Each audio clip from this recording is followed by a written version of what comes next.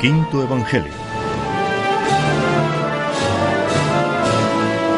El mundo cofrade según Granada.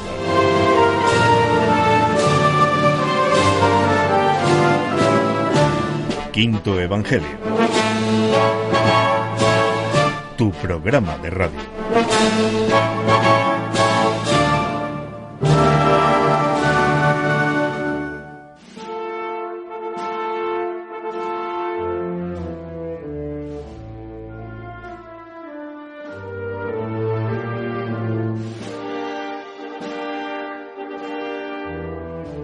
Bienvenidos a este paseo por tu ciudad de la mano de sus hermandades, al tiempo de la cultura cofrade y al programa que investiga en el pasado para soñar con un mañana mejor. Frenético, apasionado y decidido a conmoverte, este equipo de 21 personas aparece otra semana con el objetivo de no dar nada nunca por sabido, de asegurar lo mucho que nos queda por conocer y de amar profundamente este mágico universo de los cofrades que piensan en Granada cada instante de sus días. Comienza Quinto Evangelio.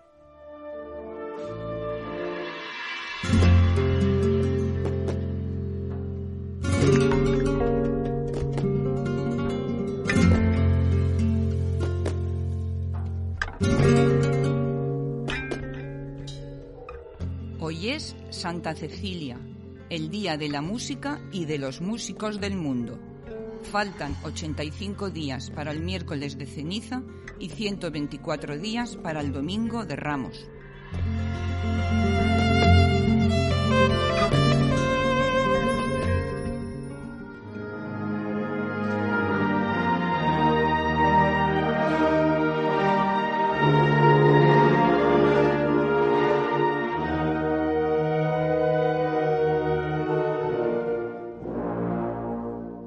Las primeras palabras de este sumario quiero que vayan para vosotros, los cientos de granadinos que hacéis música, que fabricáis cultura y que demostráis una generosidad tan tremenda, esos cientos de granadinos que le dais vida a nuestras bandas y formaciones.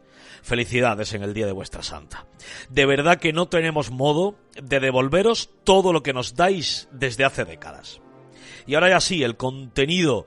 Cuando acabe la temporada vais a tener como archivo sonoro la historia misma de la ciudad y sus cofradías, gracias a Inmaculada Nocete y a Víctor Burgos. La Purísima, la cripta catedralicia, el viejo convento de la Trinidad, su hermandad de pasión y el esfuerzo que merece oro en bandeja de la hermandad de la entrada en Jerusalén centran hoy nuestro interés histórico. La voz de todos, la mejor de esta patria, la de José Luis Domenech, acentúa el argot y el habla cofrade granadino, y el más poeta y pregonero de los sensibles, José Manuel Viedma, firma nanas novembrinas para el mes de los que se nos fueron. A pares las porciones y cuotas de cultura que Beatriz López y Rocío Ortiz nos traen, el origen del capirote procesional y el porqué de nuestras cofradías con muchos pasos. El profesor Adrián Contreras nos lleva de museos con huellas granadinas y el genial Pepe Peinado nos propone ideas para cartelas, para capillas, para enseres, dándonos a conocer los otros modos de escenificar a Cristo. Hay un manto hecho en el coro de San Pedro que el doctor Palomino cuenta y que nos hace ver.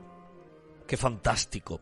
La doctora Bermúdez se ha empeñado en que el arte cofrade granadino esté tratado y conservado como merece.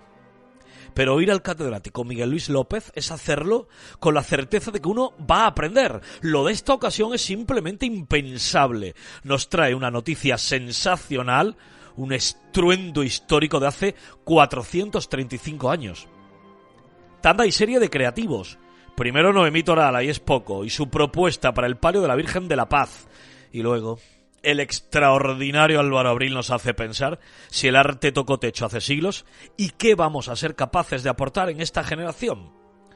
Al fin el profesor López Guadalupe siempre es capaz de hacer magia, porque no se puede llamar de otro modo, y decirnos cuándo sucedió el momento más importante del arte granadino, que él es el más cualificado para datar entre 1652 y 1667, 15 años, ya lo sabéis. Y Francisco Starry, el que cuenta de otra manera, como nadie, la actualidad, la noticia y la crónica cofrade. Da fe siempre de la verdad de lo que sucede. El esfuerzo generoso de un equipo de 21 personas hace cada semana posible nuestra cita. En esta se alza Francisco Abuin y su capacidad de hacerte llegar esta entrega, y el prioste de las ondas, detrás de todos nosotros, el inconmensurable Jesús Ortiz. Escuchas el 11º programa del 6º año, la edición 185 de nuestra historia. Gracias, amigo, por ser parte de Quinto Evangelio.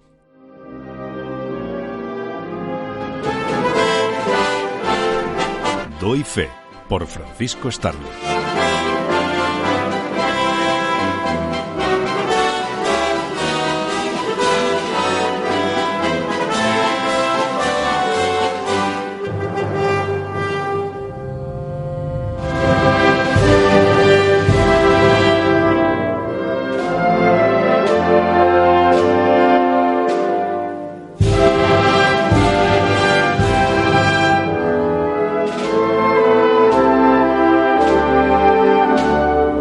La comisión delegada por la Real Federación para la organización del Encuentro Nacional de Hermandades y Cofradías a celebrar el próximo año en Granada ha comenzado sus trabajos y su primer acuerdo ha sido posponer las fechas de su celebración, que habrán de llevarse a cabo en los días 13 al 15 del mes de octubre, obligados por la convocatoria de una cumbre europea en nuestra ciudad para las fechas inicialmente previstas del Congreso. La Hermandad Patronal de la Virgen de las Angustias, conforme a un estudio preliminar de la Sagrada Imagen, se plantean su próxima restauración, con la intención de ser sufragada con los fondos de la Consejería de Cultura de la Junta de Andalucía para la recuperación del patrimonio, por cuyo convenio, y en breve, se acometerá la recuperación del crucificado de Pablo de Rojas, advocado de la fe, expuesto en la sacristía de la basílica, que a su vez será remozada. Y dentro de estas iniciativas de renovación de la Hermandad de la Virgen de las Angustias, se recaudan fondos para la adecuada y conveniente climatización de su camarín.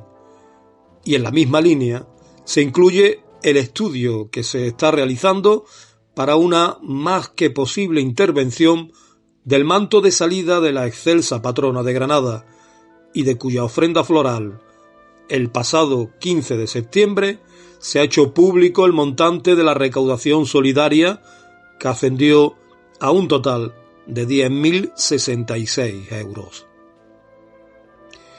Y la festividad de Cristo Rey del Universo del pasado domingo ha pasado a ser de las más participadas por las hermandades granadinas, que le confirieron a la jornada un sesgo muy cofrade, exponiendo en veneración y besamanos o besapiés hasta 7 de sus titulares: el Señor del Santo Sepulcro en Santana, el Nazareno de las Penas en el Santo Ángel, nuestro Padre Jesús cautivo en el Convento de la Encarnación, Jesús de la Amargura en San Juan de los Reyes, el Señor del Descendimiento en San Jerónimo, el Cristo de la Buena Muerte en San Juan de Letrán y nuestro Padre Jesús de la Entrada en Jerusalén en San Andrés, intronizado en el más destacado y sobresaliente de cuantos altares se levantaron para la ocasión.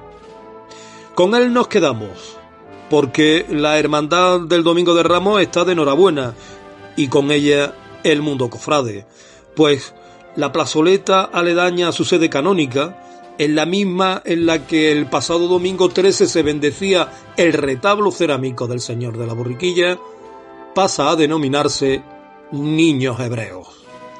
El acto de descubrimiento de la cerámica con su nueva denominación tuvo lugar tras la solemne función de la celebración del domingo por el excelentísimo señor alcalde don Francisco Cuenca, en presencia de la Junta de Gobierno y hermanos de la Corporación Nazarena.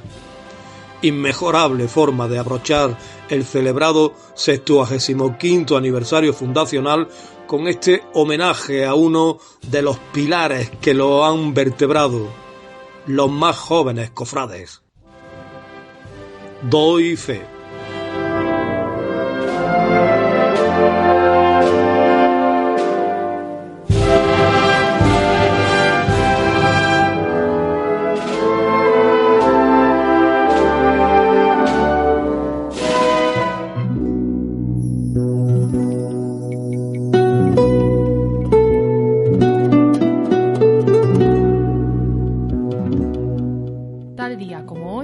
1616, hace 406 años, la ciudad de Granada, por medio de su cabildo, se convierte en la primera ciudad de España en suplicar a Roma que el Papa promulgara como verdad la Inmaculada Concepción de la Virgen. En 1658, hace 364 años, comienzan las obras de la cripta de la catedral, ubicada bajo el coro de la nave central.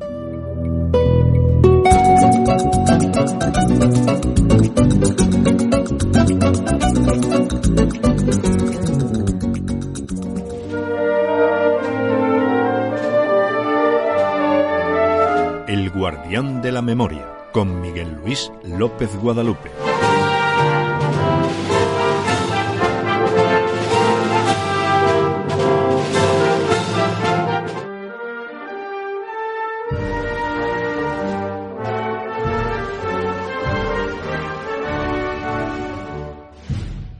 Pues hemos hecho un amplio recorrido en estos 10 programas que ya llevamos de la temporada acerca de la historia de la Semana Santa, pero se nos queda tanto de la Semana Santa y del mundo cofrade en general, pero se nos queda tanto por saber y por conocer que Miguel Luis tiene que ser fijo en este programa para alumbrarnos. Amigo, ¿cómo estás? Pues muy bien, deseando que llegue la cita semanal.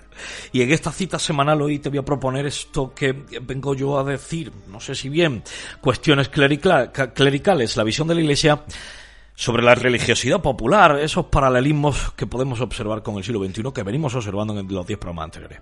¿Qué sabemos por los documentos históricos que pueda sorprender al oyente?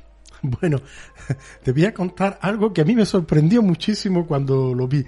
Me retrotraigo al mandamiento del arzobispo Méndez de Salvatierra, de 1587. Después de poner todos aquellos puntos sobre las IE en las procesiones de Semana Santa, le rebate el cabildo de la catedral. Al arzobispo. Al arzobispo. Bueno, esto se inscribe dentro de la tensión que solía haber siempre entre cabildo y arzobispo, porque los cabildos habían quedado muy disminuidos en atribuciones a raíz del Concilio de Trento. Entonces, pues sacaban pecho cada vez que había algo. Y curiosamente, en este momento, el cabildo de la catedral defiende a capa y espada a las cofradías de penitencia, con algunos argumentos tan sugestivos como este. Decía el mandato arzobispal que al amparo de la noche pues se cometían muchos abusos, y le respondía al cabildo: pero ¿cómo noche? Si son las noches más resplandecientes del año, porque son noches de luna llena, ¿no? Claro. Esto es un sentimiento muy, muy cofrade. Bueno, esto lo que pone de manifiesto es que en esa imbricación que ya se había producido, sobre todo después del concilio, entre la Iglesia, entendida como la institución jerárquica, y la religiosidad popular que amparaba al mundo de las cofradías, en ese maridaje pues hay roces. Y entonces pues hay que estar siempre encima de él. Pero ya digo, nunca han tenido, cuando en los decretos de posguerra del arzobispo don Balbino, esto ya en los años 50, sí, señor, se decía que estuvieran recogidas todas las procesiones antes de la noche, de las 12 de la noche, ¿quién se podía creer aquello? Claro. Es decir, que todas estas normas circulan, se repiten una y otra vez, pero no se cumplen porque entran en la dinámica dialéctica entre unas cofradías que tienen un espíritu desbordante y que no quieren someterse a normas, y una iglesia que tiene que velar por la pureza del mensaje cristiano. Y en este roce continuado es cuando aparecen estos fenómenos, y en ese roce se ha ido formulando la Semana Santa a lo largo del tiempo. De todos estos siglos, ¿verdad? Decía yo en mi enunciado, paralelismos con el siglo XXI, y decía Miguel Luis, el cabildo de la catedral defendiendo las hermandades. Pues ven ustedes que no, que en este caso paralelismo con el siglo XXI, pues va a ser que no. Amigo, gracias de todo corazón por todo lo que nos cuentas, por toda tu fantástica contribución. Te espero en el siguiente programa. Un abrazo. Gracias a vosotros por vuestra paciencia.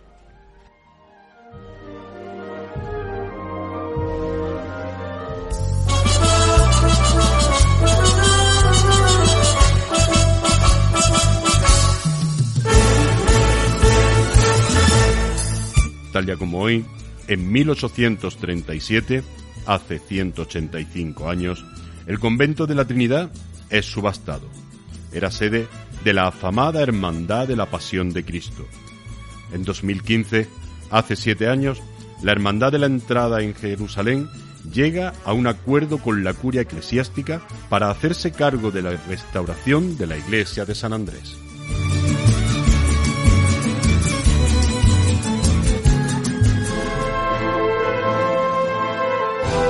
Granada al descubierto, por Isaac Palomino Ruiz.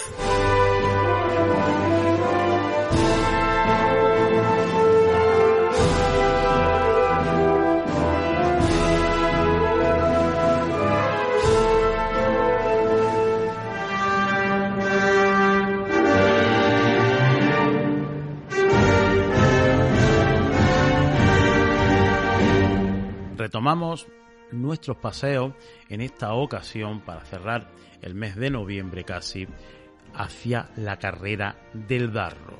Vamos a subir de nuevo por este camino tan elegante, tan sinuoso que nos va marcando el río, hacia llegar a esa iglesia, precisamente la iglesia del río por excelencia, como es la iglesia de los santos Pedro y Pablo.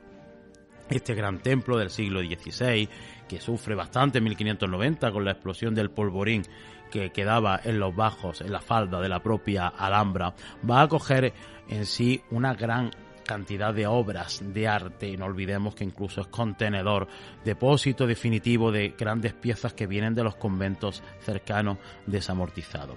Este templo, centro y sede de algunas de nuestras cofradías de Granada, un templo tan visitado, cada vez que entramos en él, pasamos bajo un elemento artístico, para mi gusto, de una máxima elegancia, y que precisamente por quedar justo encima de nuestras cabezas va a quedar y pasar muy desapercibido.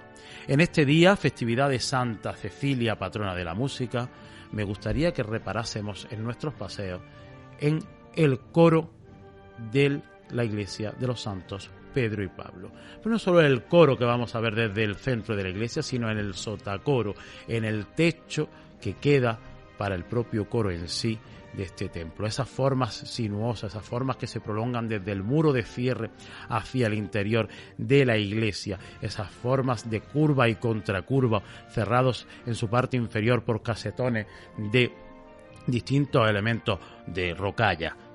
Veamos ahí, por ejemplo, ciertos diseños para un manto de vistas, ¿por qué no? Y si miramos un poco más hacia arriba, veamos la balaustrada que tiene este pequeño coro, esas balaustres donde incluso aparece, o podríamos incrustar las formas del cristal para dar paso a la recreación de peanas decorativas, de simples peanas en las que realzar las imágenes de nuestros titulares o el adecentamiento de cualquier grada para un altar de cultos. No olvidemos nunca la importancia de la decencia en sí del culto efímero, de los cultos internos.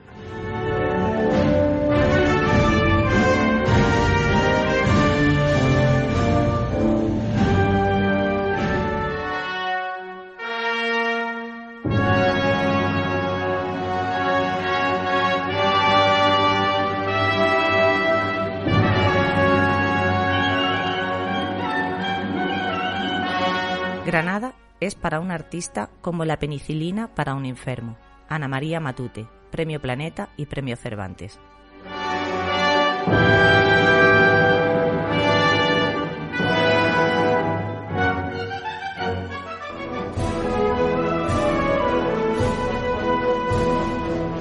El anticuario de la calle Elvira, por Pepe Peinado Guzmán.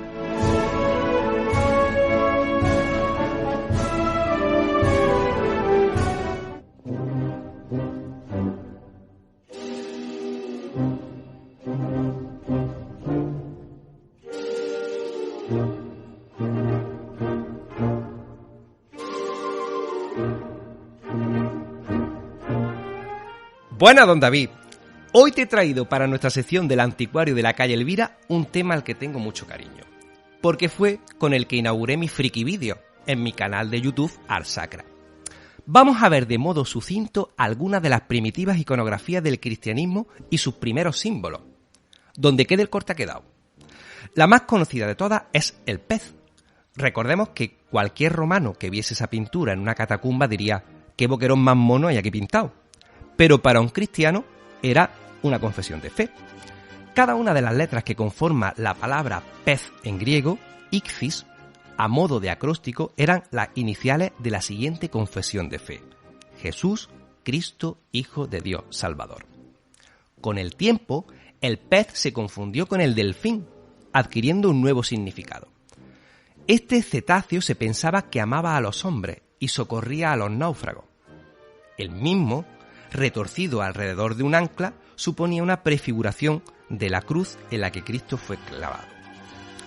No voy a pararme en el símbolo más conocido, que es el crismón, imagen donde se superponen las letras Si y Ro, las dos primeras letras de la palabra Christos.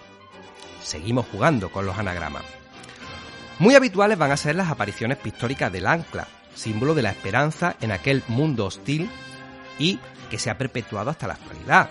Me gusta especialmente verlo en la esperanza, de algún modo nos pone en conexión con las raíces de los primeros cristianos. Volviendo al mundo animal, mencionamos a continuación la paloma. La paloma posee un significado polisémico. De igual modo que alude a la paloma de Noé, con la rama de olivo en su pico simbolizando la salvación de Dios, también viene a simbolizar el alma que vuela hacia Dios y por tanto un símil también de la resurrección. A veces no es ni siquiera una paloma, sino un pájaro que aludiría al ave fénix, que renace de su ceniza, símbolo claro de la inmortalidad. Tertuliano, entre el siglo II y III, ya nos vincula a Cristo con el ave fénix. De igual modo, el pavo real alude a la resurrección porque se pensaba que su piel era incorruptible, como decía San Agustín. Además de cómo anualmente mudaba su plumaje, símbolo pues del eterno retorno y de la vida eterna. Una de las más icónicas es el pelícano. El pelícano es el símbolo clásico del sacrificio de Cristo, puesto que este animal se creía que se abría el pecho con el pico para dar de comer a sus polluelos con su sangre. Las primeras referencias que he encontrado son de San Agustín y de San Isidoro de Sevilla. Otro animal vinculado con Cristo es el león. Simbolizaría tanto la fortaleza de Cristo como la resurrección. Reconozco que este simbolismo es más medieval que paleocristiano. Tal y como he podido escudriñar, será Hugo de San Víctor en el siglo XI-XII el que nos dé la clave. Según dice este teólogo, se creía que resucitaba a sus cachorros con su rugido. Y voy terminando. Otro símbolo sería la alegoría de la barca y el faro, que simbolizan el alma que transita por la vida y se salva con la luz de la fe. Invito a que veáis el vídeo de mi canal de YouTube, donde pongo imágenes de todo esto que estoy relatando. Queda feo lo del autobombo, soy consciente. Pero bueno, con esto termino hoy la sección de hoy, que espero que te haya gustado y que haya sido interesante para los que nos oyen, que de eso es de lo que se trata.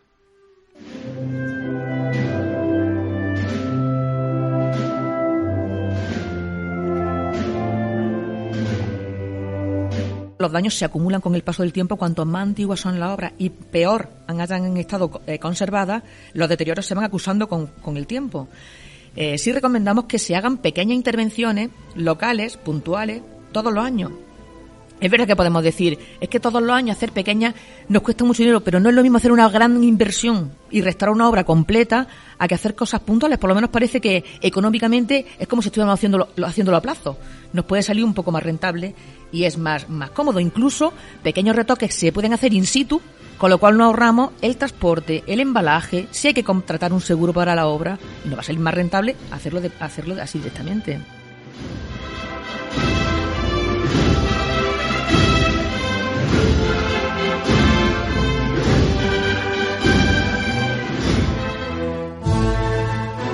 Imago Granatensis, con Noemí Toral.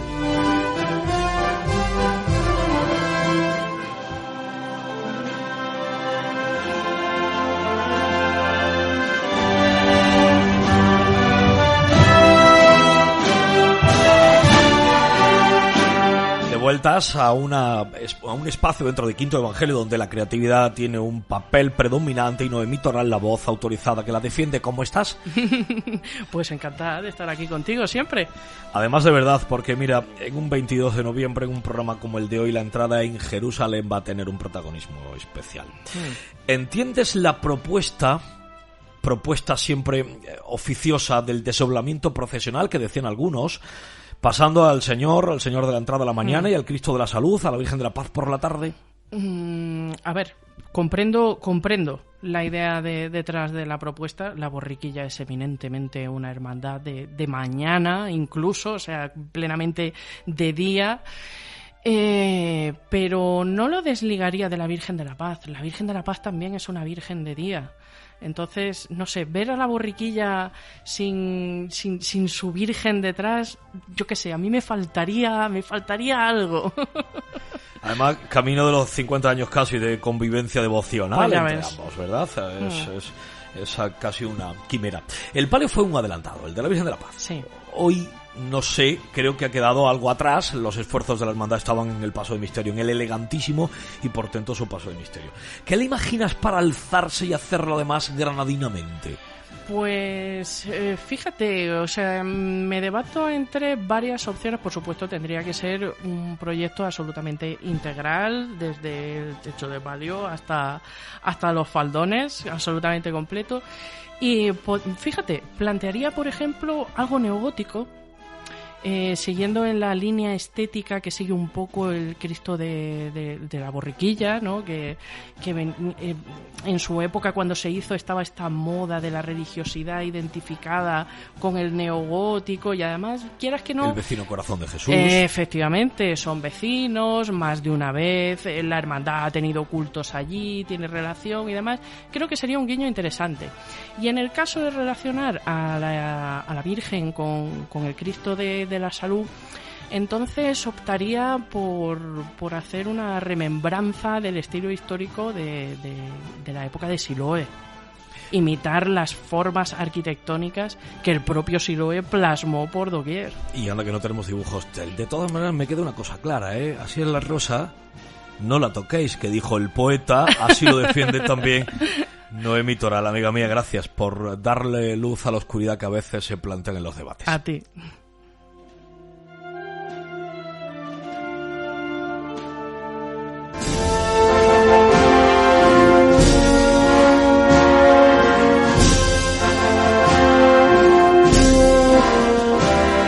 ¿Sabías que tenemos datos en los archivos y la prensa histórica acerca de cómo se ha dicho en Granada tradicionalmente al momento de la finalización de una procesión? Desde 1841, en la prensa, se mencionan los términos entrada o regresar. Nunca se ha usado los de encierro o recogida. Desde 1572, la Iglesia granadina habló de regresar, y desde 1616 dicen lo mismo las reglas de nuestras hermandades. Así, por tradición, lo correcto es decir entrada o regreso.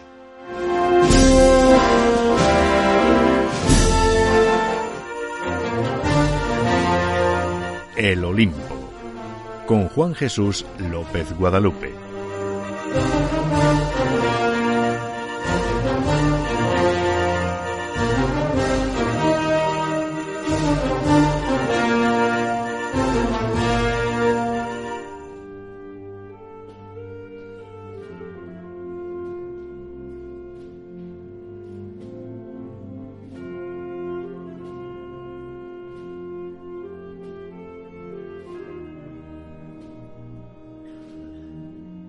El Olimpo de Granada, tu Olimpo, el Olimpo de los granadinos, con el profesor Juan Jesús López Guadalupe Muñoz, para que tanto tus dudas como aquellas que significan hitos importantes en la escuela granadina vayan a ser resueltas de esta manera telegráfica y telemática, de esta manera única que solo sabe hacer nuestro querido profesor, amigo, me alegro saludarte.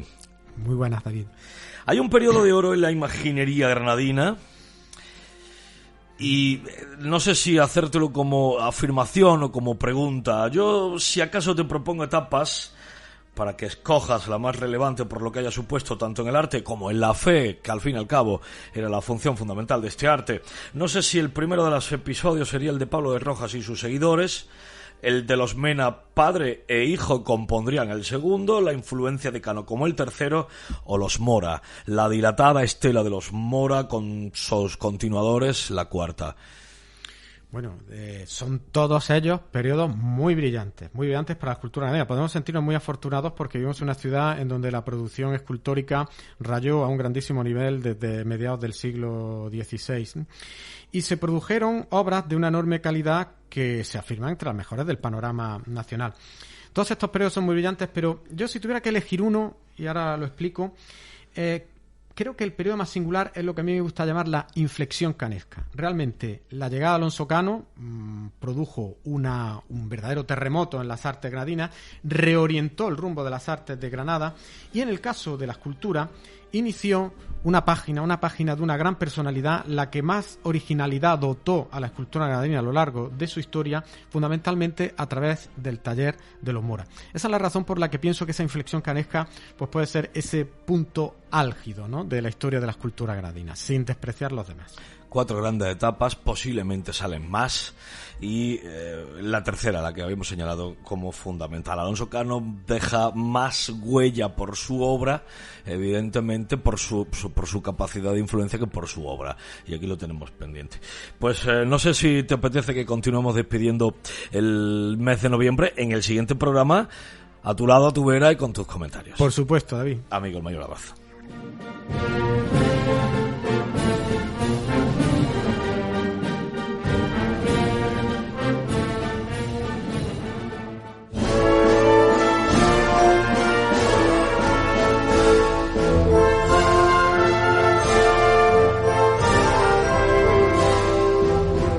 El origen del capirote profesional que lleva a nuestros hermanos de luz en los cortejos no es una herencia de la Inquisición. En España se usa desde Alfonso X el Sabio. Tiene sentido espiritual que, como el gótico, pretende elevar al cielo nuestra figura. A su sentido espiritual se le sumó el concepto de duelo definido en 1497 por los Reyes Católicos.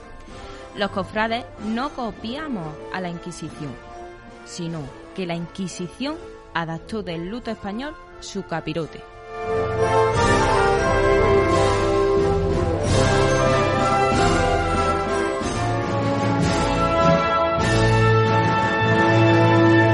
Granada en el mundo, por Adrián Contreras Guerrero.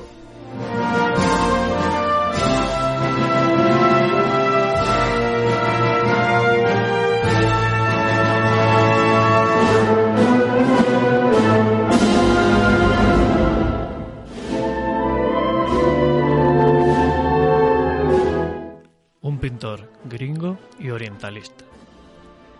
Los historiadores usamos el término orientalista para referirnos a pintores que extrajeron sus temas del norte de África, Asia Menor, las zonas de dominación turca y, en general, de todos los territorios islámicos. Es usual datar el inicio del periodo orientalista en 1798, con la invasión de Egipto por parte del general Bonaparte. A partir de este momento, el gusto por lo oriental se instaló entre las clases acomodadas de las principales ciudades europeas y también entre los artistas. Muchos de ellos, especialmente los parisinos y estadounidenses, realizaron viajes a estos lugares para plasmar en sus lienzos pintorescos paisajes, monumentos y gentes en los que resaltaban lo exótico de aquellas culturas. Algunas ciudades de Andalucía también se incorporaron a ese horizonte orientalista, sobre todo Granada, donde estos viajeros encontraban aún estampas de fuerte sabor islámico, sin necesidad de trocar demasiado sus costumbres culturales. Uno de ellos fue el pintor estadounidense Harry Humphrey Moore, Nueva York 1844, París 1926, que se estableció precisamente en la capital de Francia, donde fue premiado en la exposición de 1898. Durante sus viajes incluso llegó a Japón, y en sus recorridos por España se hizo amigo de otros grandes nombres como Mariano Fortuny o Madrazo. También se desplazó a Marruecos, una suerte de continuación de la ruta que pasaba por Andalucía, viviendo por 2 años en Tánger y Fez. Entre sus obras destaca Living the Alhambra, donde se representa la salida de Boabdil de Granada, teniendo como fondo el Patio de los Leones y la Sala de 2 Hermanas. Entre los artistas orientalistas del momento que pintaron en la Alhambra, podríamos hacer 2 grupos, los que representan el monumento tal y como lo vieron y los que recrearon la vida cotidiana que tuvo lugar en él durante la época islámica. Moore es de los segundos. El artista se ha detenido en pintar con todo detalle el atuendo de los personajes y incluso la del caballo, tal y como se aprecia en la composición.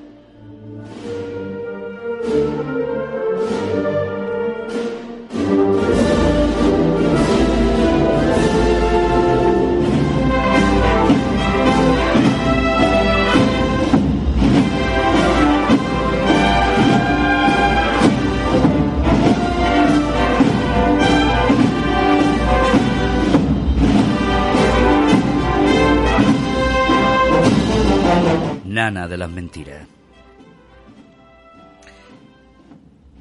Nana de las mentiras ya no la odio. No hay en mí otra llaga a la que poner costura con el hilo de sus verdades.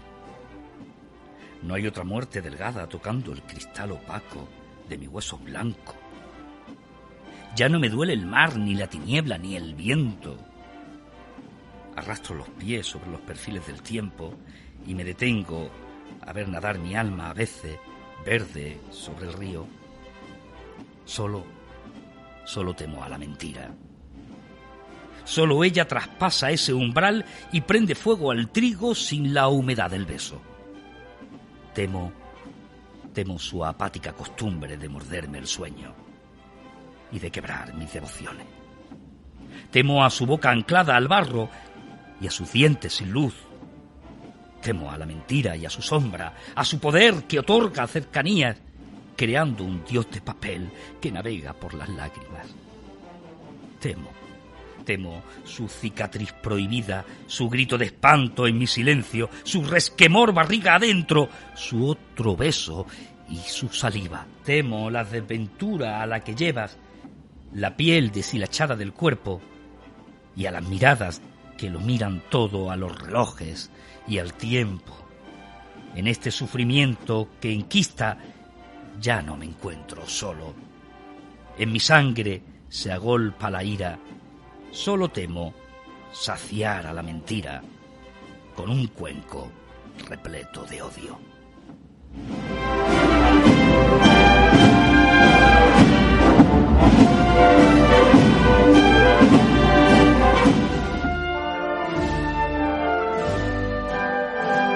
El origen, con Álvaro Abril Vela.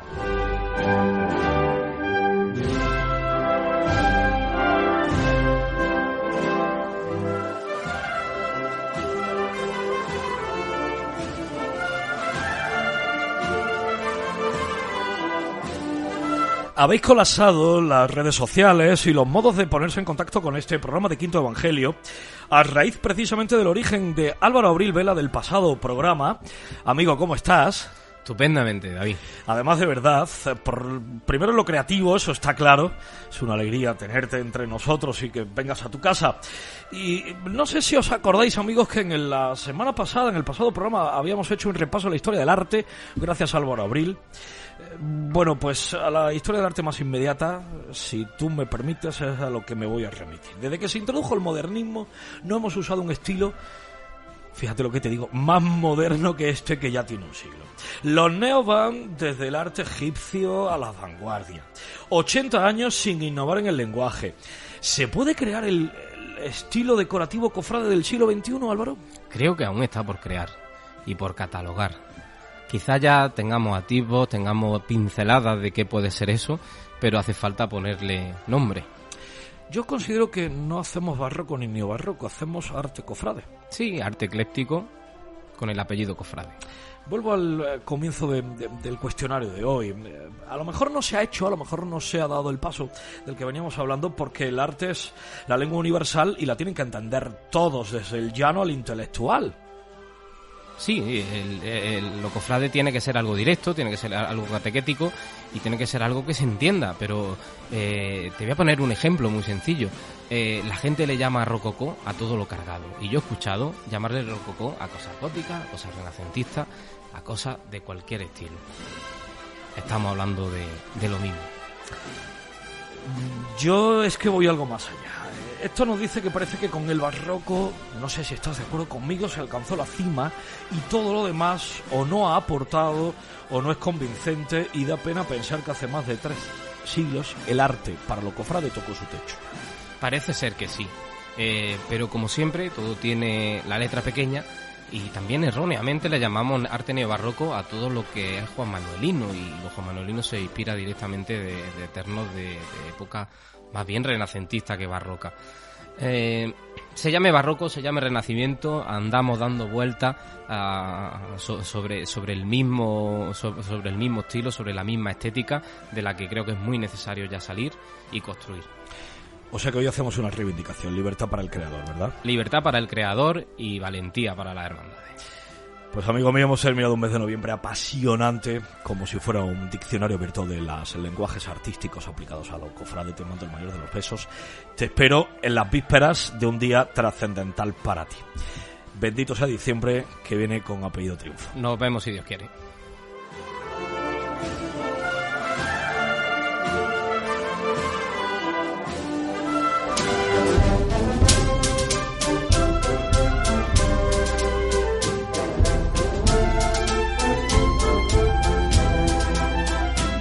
En la Semana Santa de Granada, además de las imágenes titulares pasionistas, las cofradías que estaban ligadas a órdenes religiosas procesionaban delante de las imágenes de Cristo y de la Dolorosa santos. Fueron San Francisco de Paula, San Antón, Santo Domingo, San Francisco de Asís, San Pedro Nolasco o San Nicolás de Tolentino, entre otros.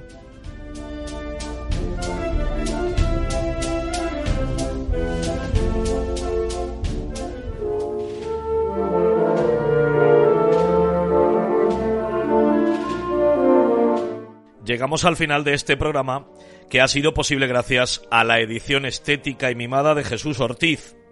Las nuevas tecnologías y el contacto con todos vosotros, como siempre, en manos de Francisco Agüín. Y yo, en nombre de los demás, esto es, de las 20 personas que hacemos este espacio, te doy las gracias por tanto que nos das. Te cito en una semana, en un siguiente martes, donde te estaremos esperando con un nuevo programa. Hasta tanto, quédate con nuestro afecto y no olvides que sin ti no tendrá sentido Quinto Evangelio.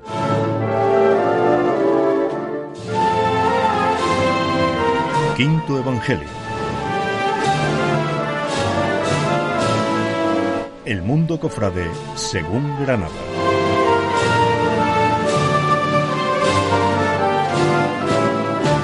Quinto Evangelio. Tu programa de radio.